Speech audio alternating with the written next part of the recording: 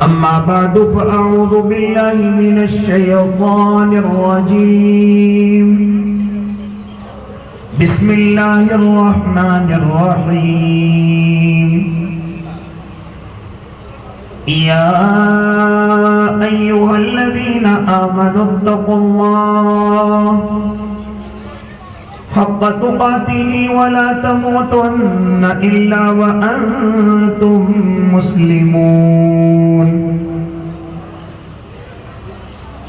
عن أبي هريرة رضي الله تعالى عنه قال قال رسول الله صلى الله عليه وسلم اتق المحارم تكن أعبد الناس وارض بما قسم الله لك تكن أغنى الناس وأحسن إلى جارك تكن مسلما وأحب للناس ما تحب لنفسك ولا تكثر الزهد فإن كثرة الزهد تميت القلب أو كما قال صلى الله عليه وسلم صدق الله العظيم وصدق رسوله النبي الكريم ونحن على ذلك من الشاهدين والشاكرين والحمد لله رب العالمين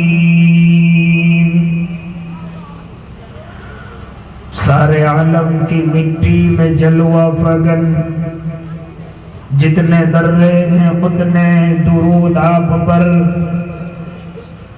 سارے عالم کی مٹی میں جلوہ فگن جتنے درے ہیں اتنے درود آپ پر باغ کونین کے سارے اشجار میں جتنے پتے ہیں اتنے درود آپ پر چشم انسان سے اشکوں میں ٹپکے ہوئے جتنے قطرے ہیں اتنے درود آپ پر ساری تقریر و تحریر انسان میں رب کونین کے سارے قرآن میں ساری تقریر و تحریر انسان میں رب کونین کے سارے قرآن میں جس قدر لفظ ہیں جس قدر حرف ہیں جتنے نقطے ہیں اتنے درود آپ پر میرے کہنے کا مطلب ہے اللہ کے جتنے جلوے ہیں اتنے درود آپ پر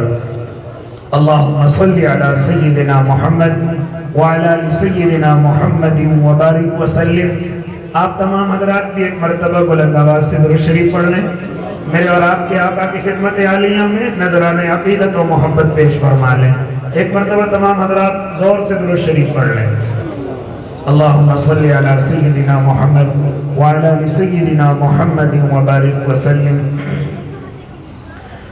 باوقار علماء کرام معزز سامعین نظام عزیز دینی بھائیوں بزرگوں نوجوانوں اور معصوم بچوں پردوں میں سماعت فرمانے والی پاکیزہ اسلامی مائیں اور بہنوں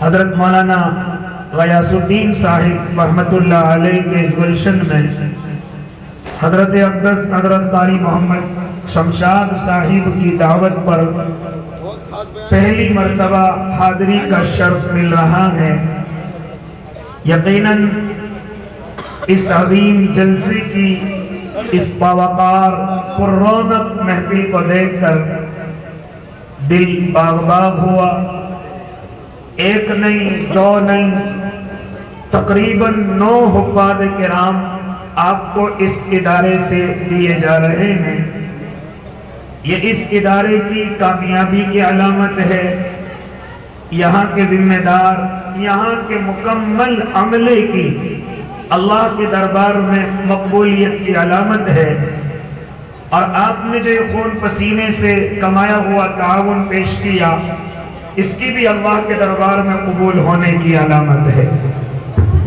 کہ اللہ نے آپ کو یہ 9 حفاظ عطا فرمائے ہیں ہم سب مل کر کے دعا کریں اللہ ان کو نیک صالح عالم با عمل بھی بنا دے اور ہم سب کی ان کو مغفرت کا ذریعہ بھی بنا دے۔ میرے بھائی، ناظم جلسہ کا حکم، وقت متعین، انشاءاللہ اپنی بات کو وقت متعینہ پر مکمل کروں گا۔ دعا کریں اللہ صحیح کہنے کی اور ہم سب کو اس پر عمل کرنے کی توفیق عنایت فرمائے۔ بڑی خوشی ہوئی آپ کے ادارے میں اور آپ کے تعاون کے تعلق کو دیکھ کر کے بھی۔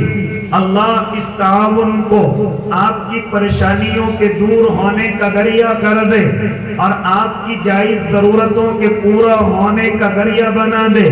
میرے بھائی، میں اور آپ یہ بات بخوبی جانتے ہیں کہ میرے اور آپ کے آقا محمد عربی صلی اللہ علیہ وسلم اس زمین پر تشریف لائے ہیں۔ آپ اس طرح سے تشریف لائے کہ شروع میں آپ کو پریشانیوں کا سامنا کرنا پڑا، لیکن جب وہی قوم پریشان کرنے والی، آپ کو مصیبتوں میں ڈالنے والی، جب آپ کی دلدادہ ہو گئی، جب آپ سے محبت کرنے والی ہو گئی، حالانکہ آقا کے آنے سے پہلے میں اور آپ اس زمین کے حالات جانتے ہیں، اپنے علماء سے سنتے رہتے ہیں، اصحاب سیر کی کتابوں کو میں اور آپ گردانتے رہتے ہیں۔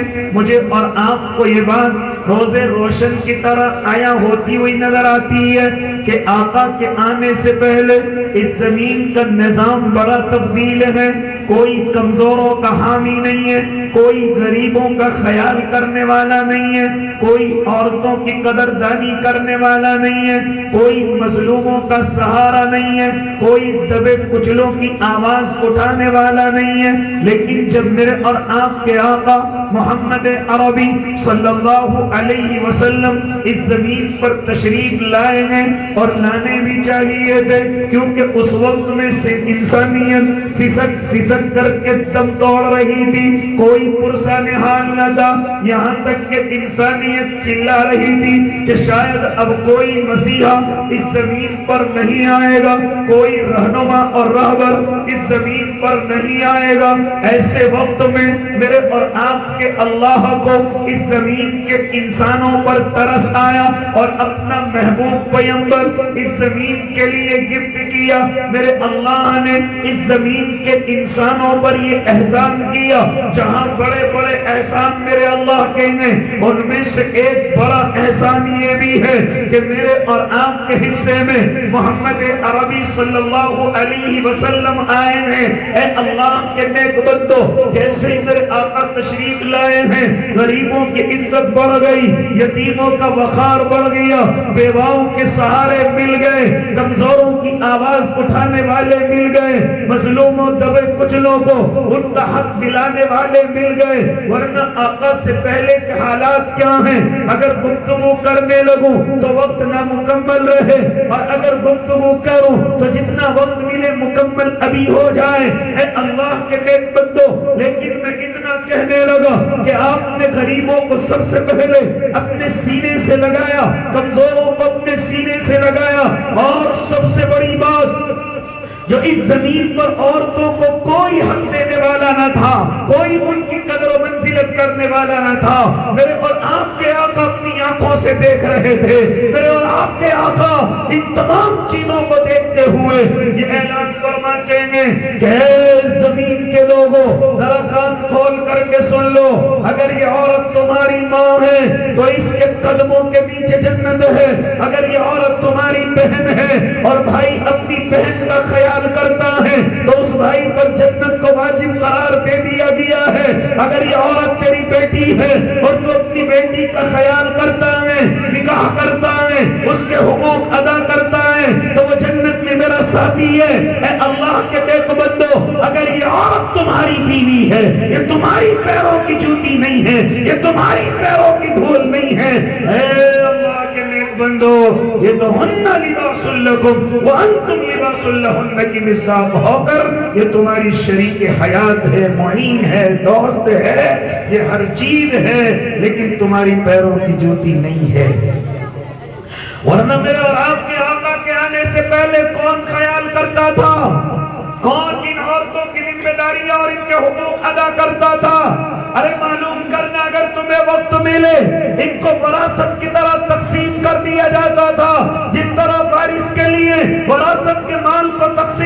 دیا جاتا ہے، اسی طرح بیویوں اور عورتوں کو بھی تقسیم کر دیا جاتا تھا۔ ماں کسی کے حصے میں نہ آتی تھی، ماں کو گھر چھوڑ کر کے جانا پڑتا تھا۔ یہاں تک فرماتے علماء کرام کہ اگر عورت کو مہیواری آ جائے تو اس کو گھر سے نکلنا پڑتا تھا۔ اور جس زمین پر میں اور آپ بیٹھے ہوئے ہیں، آج کتنے شور مچاتے رہے، کیا حالات تھے؟ ذرا معلوم کرو اپنے علماء سے۔ اگر شوہر کا انتقال ہو گیا، او اللہ کے نیک بندو، تو جہاں شوہر کو اس دنیا سے رخصت کیا جا رہا ہے، اگنی کے حوالے کیا جا رہا ہے، اسی میں زندہ بیوی کو بھی رکھ دیا جاتا تھا اور اعلان کر دیا جاتا تھا کہ جس کا شوہر اس دنیا میں نہ رہا، اب اس زندہ عورت کی بھی کسی کو حاجت نہیں ہے۔ یہ حالات کی زمین کے تھے۔ اے اللہ کے نیک بندو، لیکن میرے اور آپ کے آقا محمد عربی تشریف لائے، ماں کے قدموں میں جنت ہونے کا اعلان کیا اور خبردار کر دیا کہ جب ایک صحابی حاضر ہوئے تھے اور آ کر کے عرض کیا تھا، اللہ کے نبی، اگر میں اپنے مال میں پہلے تصرف کرنا چاہوں، اگر پہلے خرچ کرنا چاہوں، اللہ کے نبی کہاں خرچ کروں؟ تو معلوم کرو اپنے علماء سے، کیا فرماتے تھے میرے اور آپ کے آقا؟ سب سے پہلے اپنی ماں پر خرچ کرنا۔ اللہ کے نبی پھر کس پر خرچ کرو؟ اپنی ماں پر خرچ کرنا۔ اللہ کے نبی پھر کس پر خرچ کرو؟ اپنی ماں پر خرچ کرنا۔ اپنی چوتھی مرتبہ میرے آقا نے ارشاد فرمایا تھا، اب اپنے باپ پر خرچ کرنا۔ یہ وہ کون بیان کر رہا ہے؟ میرے اور آپ کے آقا محمد عربی صلی اللہ علیہ وسلم بیان فرما رہے، ورنہ کوئی ماں کی قدردانی کرنے والا اس زمین پر نظر نہیں آتا تھا۔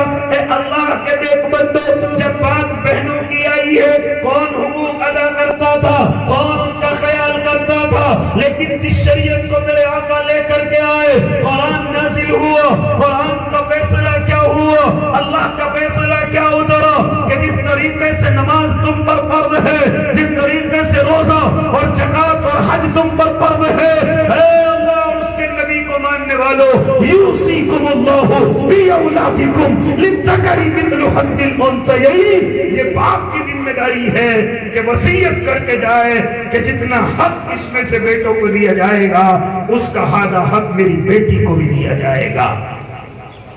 کون ہے حقوق ادا کرنے والا؟ کون ہے اس زمین پر یہ خیال کرنے والا؟ اگر اللہ نے اس عورت کو بہن بنایا ہے تو اس کی قدردانی کرنا یہ بھائی کی ذمہ داری ہے۔ خالی نکاح سے پہلے نہیں بلکہ نکاح کے بعد بھی اس کی ذمہ داری اٹھانا فرض کر دیا ہے۔ اگر کوئی اپنی بہن کا خیال کرتا ہے، اللہ اس پر جنت کو واجب قرار دے دیتا ہے۔ آؤ میں اور آپ اپنے آقا کی زندگی کو دیکھیں اور ذرا اپنے علماء سے آ کر کے معلوم کریں کیا حقوق میرے آقا نے بہنوں کے بیان فرمائے ہیں۔ آج تو میں اور آپ ایک بھی ادا کرنے کے لیے تیار نہیں، سمجھتے ہیں کہ نکاح ہو گیا، اب کیا ضرورت ہے؟ اے اللہ کے نیک بندو ذرا سنو، غزوہ بنو مستلق کا موقع ہے، آپ اپنے علماء سے معلوم کرو۔ یہ غزوہ میرے آقا نے بغیر کسی قتل و قتال کے اس کو فتح فرمایا ہے۔ علماء فرماتے ہیں کہ تقریباً 12,000 بھیڑ بکریاں، تقریباً 6,000 سے زیادہ اتنے اونٹ اللہ کے نبی کی خدمت میں قید کر کے لائے گئے ہیں، مال غنیمت کے طور پر لائے گئے ہیں۔ یہاں تک فرماتے ہیں راوی کہ کم سے کم 100 گھر ایسے ہیں جو قید کر کے لائے گئے، اور ایک گھر میں اگر 5 آدمی مان لیے جائیں تو تقریباً 400 یا 500 انسان قید کر کے اللہ کے نبی کی خدمت میں لائے گئے ہیں۔ ایک مرتبہ اسی وقت میں صحابہ آ کر کے نقل کر رہے ہیں، اللہ کے نبی کوئی بوڑھی عورت کھڑی ہوئی ہے اور آ کر کے کہتی ہے کہ محمد عربی میرا بھائی ہے، تمہارا جو سردار ہے، تمہارا جو آقا ہے محمد عربی وہ میرا بھائی ہے۔ اللہ کے نبی آپ کے تو کوئی بہن نہیں تھی، آقا آپ تو اکیلے بھائی تھے، آپ کے تو کوئی بہن اس زمین پر موجود نہیں ہے، یہ کون بوڑھی عورت ہے जो आपको अपना भाई कहती है। चुनांचे मेरे आका इरशाद फरमाते चलो मिल करके देख लिया जाए कौन है औरत जो मुझे अपना भाई कहती है। आप अपने खेमे से बाहर तशरीफ लाते हैं, देखते हैं कि वाकई में एक बूढ़ी अम्मा खड़ी हुई है, आपको देख करके मुस्कुरा रही है और फरमा रही है, ए मोहम्मद अरबी क्या मुझे नहीं पहचाना? कौन हो? कहा तुम्हारी बहन हो? हाँ नहीं पहचाना। अरे क्यों न पहचानोगे? हाँ जरा से बचपने में तुम्हें अपने हाथ में लिए फिरती थी, तुम्हें अपनी गोद में लिए फिरती थी, कभी जंगल में लेकर के जाया करती थी, भेड़ियों से और भीड़ों से तुम्हारी हिफाजत किया करती थी। यहाँ तक कि मुझे आज भी वो दिन याद है कि जब मैं अपनी गोद में लेकर के आसमान की तरफ नजरें उठाती थी और कहा करती थी रब्बना अब्क़ी लना मुहम्मदा, हे मेरे अल्लाह मेरे मोहम्मद को बाकी रखना। ये दुआएं देने वाली कोई और नहीं थी। ए अल्लाह के नबी मैं तुम्हारी सगी बहन तो नहीं हो, हाँ मैं हजरत हलीमा की बेटी शीमा हो, मैं तुम्हारी सगी बहन तो नहीं हो, तुम्हारी रज़ाई बहन हो, तुम तो पहचानोगे। फरमाते थे मेरे आका से वो पूरी अम्मा फरमा रही थी मैं शीमा हूँ। और याद रखो एक वक्त तुमने मेरे काट में लिया था, वो काटने का निशान अब भी मौजूद है, वो निशान दिखाया गया तो मेरे आका समझ गए ये तो मेरी रज़ाई बहन है, हज़रत हलीमा की लख्ते जिगर है। चुनांचे फौरन रावी नकल कर रहा है कि मेरे आका ने अपनी कमली को उतारा, जिस कमली के लिए फरिश्ते तरसते हो, जिस कमली के साए में आने को सहाबा तरसते हो, मेरे आपके आका उस कमली को उतारते हैं, जमीन पर बिछाते हैं और बिछा करके कहते हैं आओ मेरी बहन तेरी जगह वहां नहीं है, तू जरा मेरी कमली पर आकर के बैठ जा, जरा इस कमली पर आकर के हाँ अपनी सुकूनत इख्तियार कर ले। ये कौन कह रहे हैं? ये मेरे और आपके आका मोहम्मद अरबी सल्लल्लाहु अलैहि वसल्लम कह रहे हैं। और रावी तो यहाँ तक नकल करते हैं कि जब वो बहन मेरे आका के सामने में तो मेरे आका फरमाते थे ऐ मेरे सहाबा जानते हो आज मेरे दरवाजे पर कौन आया है? मेरी बहन आई है, चलो मेरी बहन के लिए खैमा तैयार किया जाए, इनके लिए गुलाम तैयार किए जाए, इनके लिए खादिमाएं तैयार की जाए। ऐ मेरी बहन अब मेरे पास से जाने की जरूरत नहीं है, अब मेरे पास से जाने की इजाजत नहीं है। ये मेरे आका अपनी बहन को कह रहे हैं ऐ मेरी बहन तुझे अब मुसीबत परेशानी में वक्त गुजारने की जरूरत नहीं है, मोहम्मद अरबी तेरा तमाम इंतजाम कर देगा, तेरे लिए खैमा तैयार करेगा, तेरे लिए खादिमाओं का इंतजाम करेगा। लेकिन बहन मुझसे जुदा होने की इरादा न करना। वो बहन कह रही है अल्लाह के नबी इस वक्त में मैं इसलिए नहीं आई हूँ, मेरे आने की वजह कुछ और है। फरमाते मेरे आका बहन बताओ वजह क्या है? हाँ आका से वो बहन फरमा रही अल्लाह के नबी जो अभी कैदी कैद करके लाए गए हैं उनमें मेरा शौहर भी आ गया है, उनमें मेरा शौहर आ गया है। अगर आपको अच्छा लगे तो मेरे शौहर को रिहा कर दिया जाए, मेरे शौहर को छोड़ दिया जाए। मेरे आका अपने सहाबा की तरफ देखते हैं और मालूम करते क्या करना है। तो मेरे आका से सहाबा कहते अल्लाह के नबी आप हमसे मालूम करें, आप खुद मुख्तार हैं, आप जो चाहे हुक्म फरमाएं। तो जरा सुनो फिर मोहम्मद अरबी का हुक्म क्या है। आज सिर्फ एक शौहर नहीं बल्कि आज मेरी बहन मेरे दरवाजे पर आई है, तमाम कैदियों को बहन की मोहब्बत में आजाद कर दिया जाए। आज मेरी बहन मेरे दरवाजे पर आई है और आकर के मुझसे कुछ दरखास्त की है, इसलिए अल्लाह के बंदो एक नहीं बल्कि बहन की मोहब्बत में सारे कैदी आजाद कर दिए जाएं और पूरी दुनिया को सबक दिया जा रहा है। ऐ अल्लाह के नेक बंदो जब जिंदगी के किसी हिस्से में अगर बहन घर के दरवाजे पर आ जाए, कभी उसकी आंखों में आंसू न आने देना, कभी उसे घर अजनबी न लगने देना। अगर घर में माँ या बाप नहीं है तो अपनी बहन को अजनबी न होने देना। ये भाई की जिम्मेदारी داری ہے کہ اپنی بہن کا خیال کرے اور اپنے اوپر جنت کو واجب کر لے، اس دنیا کے اندر بھی عزت کے ساتھ رہے اور آخرت میں اپنی بہن کی محبت کی وجہ سے اللہ کی جنت نعیم میں سکون اختیار کرے۔ یہ کون کر رہا ہے؟ ورنہ آقا سے پہلے ان بہنوں کی کون قدر کرنے والا تھا؟ آقا سے پہلے ان بہنوں کے کون حقوق ادا کرنے والا تھا؟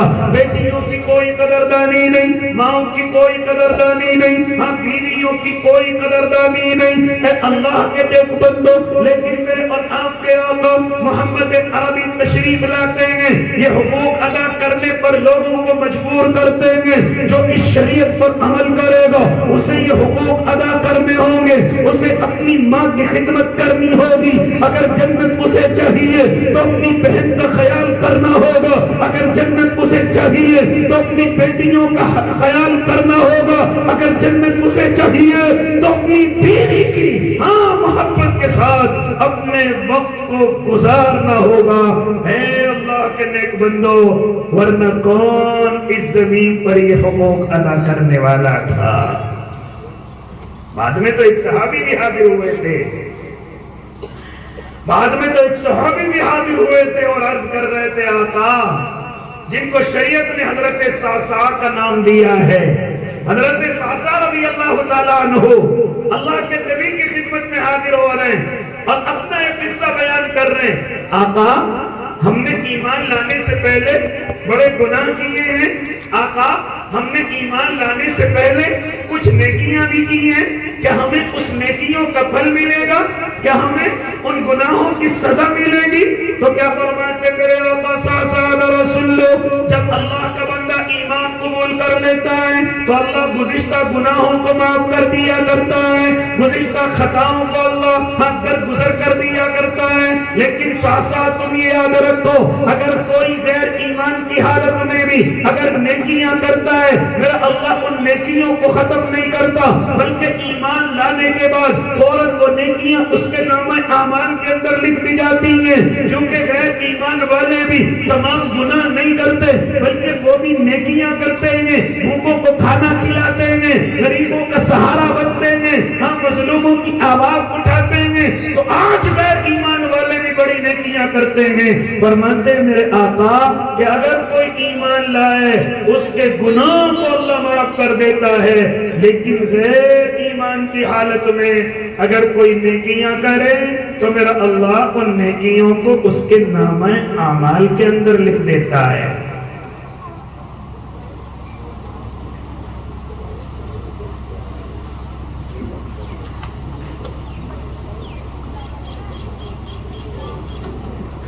میرے آقا حضرت صعصع رضی اللہ تعالیٰ عنہ سے فرما رہے ہیں، کیا فرما رہے ہیں؟ اے صعصع کہ تم اصول نہیں جانتے کہ اگر کوئی ایمان لے کر کے آئے، اس کے گناہ اللہ معاف کر دیا کرتا ہے، اور کوئی اگر نیکیاں کرتا ہے تو میرا اللہ ایمان لانے کے بعد اس کی نیکیوں کو نامہ اعمال میں نقل کرنا شروع کر دیتا ہے، ان تمام نیکیوں کو اس کے نامہ اعمال میں لکھا جاتا ہے۔ لیکن صعصع ذرا بتاؤ تو صحیح، تمہیں کون سی نیکی یاد آ گئی جس کی وجہ سے تم نے یہ سوال کیا؟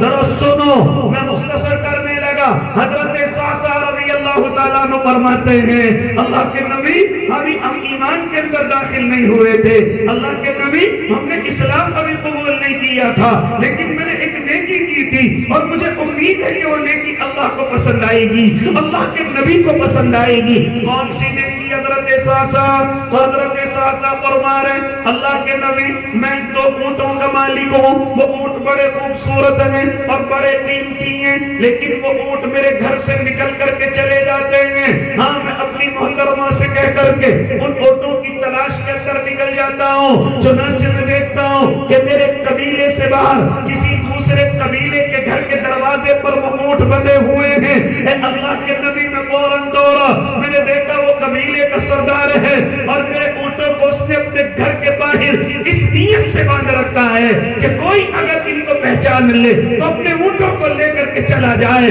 میں اس سردار کے پاس پہنچا اور جا کر کے آقا میں نے اس سے کہا، اے سردار یہ اونٹ تو میرے ہیں۔ سردار کہنے لگا میرے بھی نہیں ہیں، اگر تمہارے ہیں تو نشانیاں بچیاں بتلاؤ اور لے کر کے چلے جاؤ۔ اشارہ اس طرف بھی ہے کہ آج تو ایمان والا مسلمان ایسی نیت نہیں رکھتا کہ کسی کی قیمتی چیز اس کو حاصل ہو جائے تو جلدی سے اس کو لا کر کے دے دے، لیکن ایک وقت گزرا ہے کہ غیر ایمان والے بھی کسی کی چیز کو قبضہ کر کے اپنے پاس نہ رکھا کرتے تھے۔ یہ انہیں بھی معلوم تھا کہ غلط ہے، ہماری چیز نہیں ہے۔ اے اللہ کے نیک بندو، حضرت ساسا فرماتے آقا میں نے کہا یہ میرے اونٹ، سردار کہتے کہ میرے بھی نہیں، یہ نشانی بتاؤ اور لے کر کے چلے جاؤ۔ چنانچہ ساسا کہتے ہیں کہ میں نے نشانی بتلائی، میں اپنے اونٹ کو کھولنے لگا، میں جیسے ہی نیچے جھکا تو مجھے آواز آئی کہ نومولود بچہ چیخ رہا ہے، نومولود بچہ اس گھر کے اندر چلا رہا ہے۔ مجھے یہ لگا کہ گھر کے اندر کوئی خوشخبری آئی ہے، چنانچہ میں اونٹوں کو کھولنا بھول گیا اور میں کھڑا ہو کر کے سردار سے کہنے لگا سردار مبارک ہو، تمہارے گھر میں خوشخبری آئی ہے، تمہارے گھر میں مہمان آیا ہے۔ چنانچہ سردار نے کہا اے مسافر ابھی خوشخبری دینے میں جلدی نہ کرو اور ذرا دھیان سے سنو، اگر یہ آنے والا مہمان بیٹی ہے تو اس کو ابھی زندہ درگور کر دیا جائے گا، اور اگر آنے والا مہمان بیٹا ہے تو ابھی عزت سے اس کو نوازا جائے گا، انعامات سے نوازا جائے گا، اور ابھی دعوتیں بھی ہوں گی اور ہدیے بھی لٹائے جائیں گے۔ لیکن اگر یہ بیٹی ہے تو ذرا سن لو، یہ ہماری ذلت ہے، اس کا چہرہ دیکھنے سے پہلے ہی اس کو زندہ درگور کر دیا جائے گا۔ چنانچہ ساسا کہتے ہیں کہ میں ابھی گفتگو کر ہی رہا تھا کہ دروازہ کھلا اور آواز آئی اے سردار تمہارے گھر میں بیٹی پیدا ہوئی ہے۔ اتنا کہنا تھا کہ سردار کی آنکھیں غصے میں چڑھ گئی اور کہا کہ اس سے پہلے کہ اس کی شکل میرے سامنے آئے فوراً اس کو زندہ درگور کر دیا جائے۔ حضرت ساسا فرماتے ہیں آقا میں تڑپ گیا کہ اس بچی کی کیا غلطی ہے۔ میں نے کہا او سردار کیوں اس بچی کو مارنا چاہتے ہو، کیوں اس کو زندہ درگور کرنا چاہتے ہو؟ یہ بچی مجھے دے دو، میرے پاس کوئی اولاد نہیں ہے، میں اس بچی کو لے جا کر کے اس کی پرورش کروں گا، اس بچی کا خیال کروں گا۔ سردار کہنے لگا اگر تمہیں یہ فری میں دے دی تب بھی میری ذلت ہے، تم اس کا معاوضہ دے سکتے ہو۔ معاوضہ کیا ہے؟ یہ دونوں اونٹ چھوڑ کر کے چلے جاؤ۔ میں نے کہا منظور ہے، کہا ایک اونٹ جس پر تم سوار ہو کر کے آئے ہو یہ بھی چھوڑنا پڑے گا۔ میں نے کہا منظور ہے، تینوں اونٹ لے لیجئے۔ میں پیدل اس بچی کو لے کر کے اپنے گھر میں پہنچا، کنڈی کھٹکھٹائی، اپنی بیوی کو کہا محترمہ ذرا اس بچی کو سنبھالو، اس کی پرورش کرو، ذرا اس کا خیال کرو۔ اللہ کے نبی جیسے ہی میرے گھر میں اس بچی کے قدم پڑے، رب کعبہ کی قسم کوئی تو کہتا ہے کہ چھت کھل گئی، برکتوں کی، رحمتوں کی، روزیوں میں بڑھوتریوں کی، لیکن جیسے اس بچی نے میرے گھر میں قدم رکھا اللہ کے نبی چھت نہیں بلکہ اللہ نے برکتوں کا آسمان کھول دیا تھا۔ جیسے وہ بچی میرے گھر میں ہوئی میری روزی میں بڑھوتری ہو گئی، میرے کاروبار میں ترقی ہو گئی، اور وہ زمانہ ایسا ہی اللہ کے نبی بچیوں کو زندہ درگور کر دیا جاتا تھا۔ اب مجھے جہاں بھی معلوم ہوتا کہ وہاں بچی پیدا ہوئی ہے میں تیزی کے ساتھ دوڑ کر کے جاتا اور 3 اونٹ ان کو دیتا اور ان بچی کو مرنے سے بچا کر کے لے کر کے آ جاتا۔ اللہ کے نبی اب یہ میرا پیشہ بن گیا تھا، یہ میری چاہت بن گئی تھی۔ ایک بچی کی برکت الگ ہے، دوسری آئی تو برکت بڑھ گئی، تیسری آئی تو برکت بڑھ گئی۔ اللہ کے نبی رب کعبہ کی قسم میرے گھر میں 1 نہیں 2 نہیں 307 بچیاں میرے گھر میں پرورش کر رہی ہیں، اور ہر بچی کے بدلے میں 3 اونٹ دے کر کے آیا ہوں۔ اللہ کے نبی یہ نیکی میں نے کی ہے، یہ نیکی میں نے ایمان کی حالت میں نہیں بلکہ غیر ایمان کی حالت میں کی ہے۔ اللہ کے نبی کہ مجھے اس نیکی کا اجر ملے گا، کہ اس نیکی کا ثواب ملے گا؟ چنانچہ میرے آقا کی طرف دیکھا گیا تو میری آقا کی آنکھوں میں آنسو تھے، آپ کھڑے ہو گئے تھے اور ارشاد فرما رہے کہ ساسا تم بھی کھڑے ہو جاؤ۔ جیسے حضرت ساسا کھڑے ہوئے میرے آقا نے حضرت ساسا کو سینے سے لگا لیا، آپ کی پیشانی کو چوما اور ارشاد فرمایا اے ساسا جانتے نہیں اللہ نے تمہیں دنیا میں بھی بیٹیوں کی وجہ سے عطا فرمایا، اور آخرت میں بھی اللہ تمہیں بھر کر کے دے گا، اور خالی اللہ نہیں بلکہ کل قیامت میں بھی اللہ کے مال سے تمہیں بھر بھر کے اپنے ہاتھوں سے دوں گا۔ اے اللہ کے نبی کے دیوانوں، آج ذرا میں اور آپ اپنے اپنے گریبانوں کے اندر جھانک کر کے دیکھیں، کیا میں اور آپ اپنی ماں کا خیال کر رہے ہیں؟ کیا میں اور آپ اپنی بہنوں کا خیال کر رہے ہیں؟ کیا میں اور آپ اپنی بیٹیوں کا خیال کر رہے ہیں؟ کیا میں اور آپ اپنی بیویوں کے حقوق ادا کر رہے ہیں؟ اگر نہیں کر رہے ہیں تو ذرا ہوش کے ناخن لیجئے، اور یہ جو سن نازک ہے اس کا خیال کیجئے، اس کی ذمہ داری کو اٹھائیے، زمانہ جاہلیت کی طرف واپس جانے کی کوشش نہ کریے۔ ان عورتوں سے نفرت زمانہ جاہلیت کے اندر ہوا کرتی تھی، آج بھی میرے اور آپ کے گھروں کا حال بن گیا کہ اگر یہ خبر مل جائے کہ گھر کے اندر بیٹی پیدا ہوئی ہے، ماں اور باپ کے چہرے اتر جاتے ہیں۔ آج وہی زمانہ لوٹ کر کے میری اور آپ کی زندگیوں کے اندر ہے۔ اگر کسی کے 4-5 بیٹیاں ہو جائیں تو لوگ ان کو تانے دینے لگتے ہیں، یہاں تک کہ بیوی کو دوسرے نکاح کی دھمکی دینے لگتے ہیں۔ اے اللہ کے نیک بندو، یہاں تک کہ اس کو اپنے گھر میں نحوست کی نظروں سے دیکھا جاتا ہے۔ آج پھر میرے اور آپ کے گھروں کا حال یہ بن گیا کہ اگر گھر میں بیٹی پیدا ہو جائے کوئی خوشی کا ماحول نہیں، کوئی ہدیے اور تحفوں کا ماحول نہیں۔ اگر گھر میں بیٹے ہو رہے ہیں تو اس کو عزت کی چیز سمجھا جا رہا ہے، اس کو مردانگی کی چیز سمجھا جا رہا ہے۔ حالانکہ اللہ کے نبی کے دیوانوں کہاں کھو گئے؟ اگر یہ علامتیں یہ فٹ ہوتی جو میں نے اور آپ نے اپنے دماغ سے بنائی ہیں تو کبھی میرا اللہ اپنے محبوب کو بیٹیاں نہ عطا فرماتا۔ اگر یہ طاقت کی علامت ہوتی، اگر یہ بزرگیت کی علامت ہوتی تو اللہ اپنے محبوب کو بیٹے ہی بیٹے دیتا، بیٹیاں نہ عطا فرماتا۔ بیٹیاں نعمتوں کے ساتھ ساتھ اللہ کی رحمتیں ہیں، اس لیے اللہ نے میرے اور آپ کے آقا کو بیٹیاں ہی بیٹیاں عطا فرمائی ہیں۔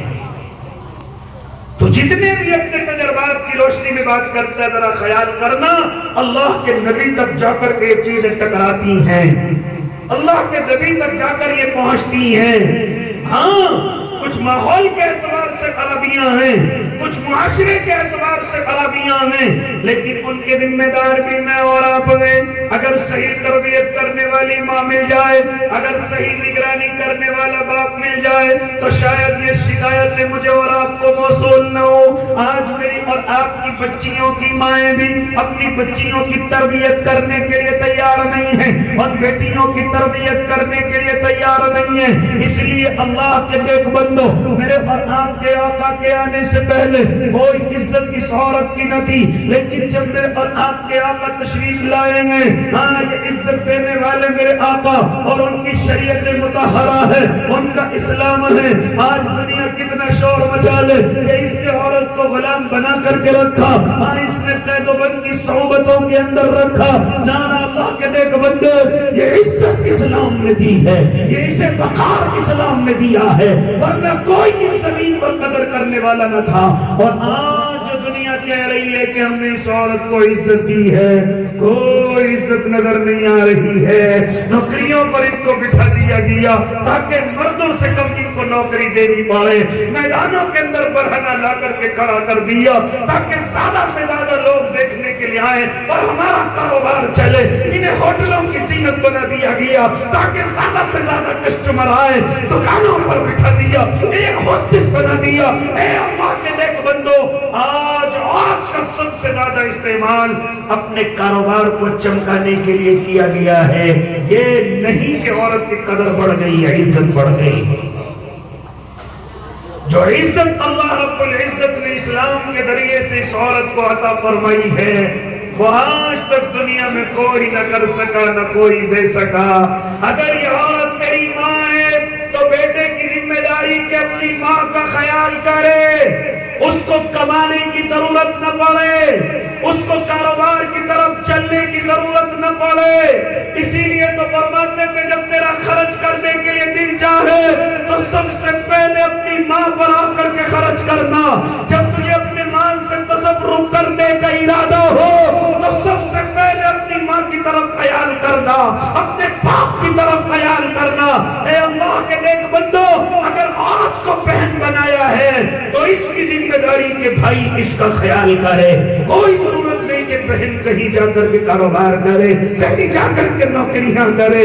یہ ذمہ داری بھائی کی ہے کہ اپنے بہن کا خیال کرے. اسی طرح بیٹی کی ذمہ داری باپ کے سر پر، بیوی کی ذمہ داری اس کے شوہر کے سر پر ہے. خیال کریں گے نا انشاءاللہ؟ جتنے بھی درجے اللہ نے اس عورت کے بنائے ہیں قدر کریں گے نا انشاءاللہ؟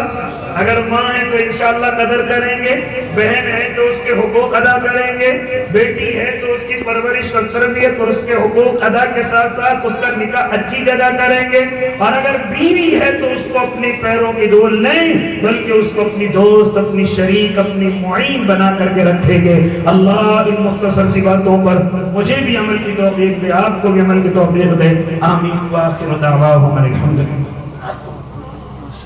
ماشاءاللہ. ابھی آپ حضرات